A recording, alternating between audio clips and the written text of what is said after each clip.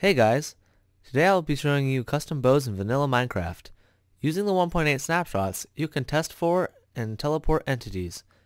Entities include mobs, players, dropped items, falling sand, and minecarts. Let's take a look at how these bows work. First, let me note that these bows can be used to hit mobs normally. However, these effects will only work if the arrow gets stuck into the ground or a wall. Here we have the ender bow. It gives you the ability to teleport where your arrows land. This is superior over ender pearls, for no fall damage is taken and arrows are more readily available.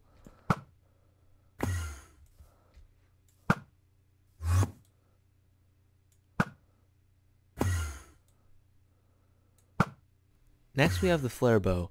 This bow will allow you to spawn a firework wherever your arrow hits the ground. This could be used to tell if your arrow hit a target, or simply for a cool firework display.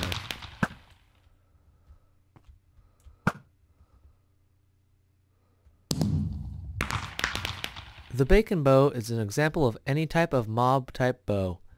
With it, you can spawn any type of mob you want where the arrow lands. I have it set up with pigs.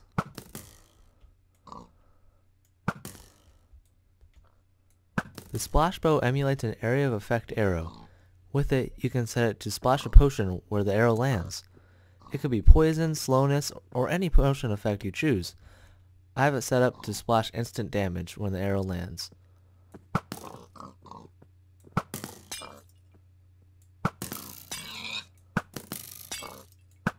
Finally, my personal favorite, the draw bow. This allows you to place blocks of any type where your arrow lands. Here I have it set up to a slime block, but you can change that to any block you choose. One disadvantage to this method is that you must have a block underneath it in order for this to work. For example, if I try to place one on the side of this block, or higher up, it's not going to work. Using the same method as the draw bow, you can make a flame plus bow, which lights any ground on fire in which the arrow lands.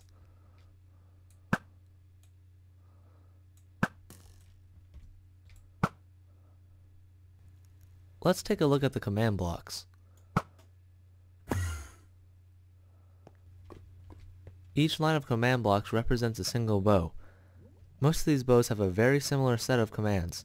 The only thing changed is the entity spawned and the teleportation parameters. In order to tell what bow I'm using, these command blocks check what slot I have selected.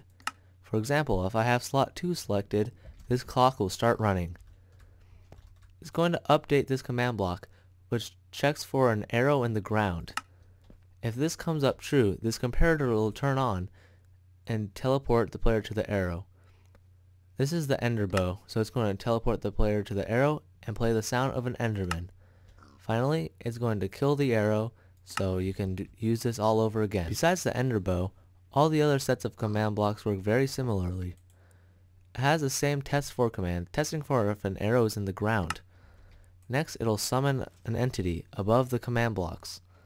Very quickly, it'll teleport the entity to the arrow that is in the ground. Then the arrow will be killed, so this can be repeated over and over. To change the type of block that your draw bow fires, simply go into this command block and change the tile ID here. For example, if I turned it to 98, the draw bow would now shoot stone bricks.